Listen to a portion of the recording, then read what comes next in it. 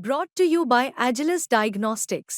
Health test की बात आती है तो मैं भरोसा करता हूँ India's largest diagnostics company Agilus diagnostics. खुद को टेस्ट करते रहो। उत्तर प्रदेश में उपचुनाव को लेकर संघनाद भी एक तरीके से बच चुका है। जैसे ही हरियाणा के चुनाव खत्म हुए उसके बाद से उपचुनाव को लेकर उत्तर प्रदेश में तैयारियां तेज हो गई हैं। अखिलेश यादव ने 6 सीटों से प्रत्याशी घोषित कर दिए हैं और अभी गठबंधन में माना जा रहा है कि वो 2 सीट कांग्रेस को देंगे और बाकी 2 सीट पर अपने प्रत्याशी और घोषित कर देंगे। दूसरी तरफ बीजेपी ने भी अपनी तैयारियों को अब जोर देना शुरू कर दिया है।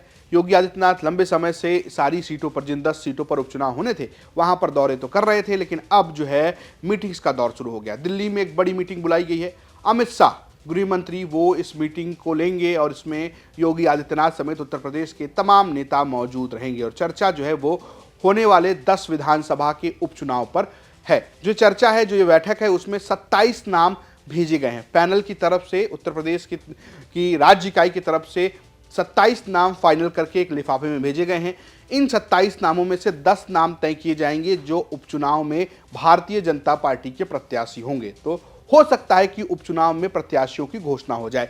इस मीटिंग में दूसरी जो चर्चा महत्वपूर्ण है वो बात होगी सहयोगी दलों को लेकर कि आखिर सहयोगी दलों को कौन कौन सी सीट दी जानी है। इनमें से पहले बात कर लेते हैं राष्ट्रीय लोकदल यानी आरएलडी की। जयंत चौधरी जो कि राष्ट्रीय अध्यक्ष हैं, मंत्री हैं मोदी सरकार में, वो चाह रहे हैं मीरापुर और खैर। मीरापुर उनकी अपनी सीट है क्योंकि वहां से उनके विधायक चंदन चौहान रहे हैं, सपा गठबंधन से जीते थे और उसके बाद चंदन चौहान सांसद हो गए, तो वो सीट खाली है, वहां पे चुनाव होना है। और दूसरी सीट चाह रहे हैं खैर। खैर में भी आरएलडी सपा गठबंधन लड़ी थी और तीसरे नंबर पर रही थी। तो आरएलडी की डिमांड वहां इसलिए क्योंकि वहां के जातीय समीकरणों में जाट वोट एक महत्वपूर्ण वोट है और आरएलडी जाटों का प्रतिनिधित्व करती रही है। ऐसे में वो चाहती है कि वहां से वो चुनाव लड़ जाए। लेकिन सूत्रों की माने तो भारतीय जनता पार्टी फिलहाल जयंत चौधरी को सिर्फ एक सीट देने के मूड में है और वो भी मीरापुर। वहीं अगर हम बात करें संजय निषाद की तो वो भी 2 सीट मांग रहे हैं। वो मझवा और कटहरी मांग रहे हैं। मझवा से उनके विधायक थे जिन्होंने सीट छोड़ी और वो मिर्जापुर से सांसद हो गए, तो वो सीट खाली है। हालांकि सिंबल उनका नहीं था, वो चाह रहे हैं कि मझवा की सीट उनको मिल जाए। और दूसरी कटहरी, क्योंकि कटहरी से संजय निषाद के पार्टी का ही उम्मीदवार चुनाव लड़ा था जो चुनाव हार गए, क्योंकि वहां से लालजी वर्मा सपा से विधायक हुए थे जो आगे चल के सांसद हो गए, तो वो सीट खाली हो गई।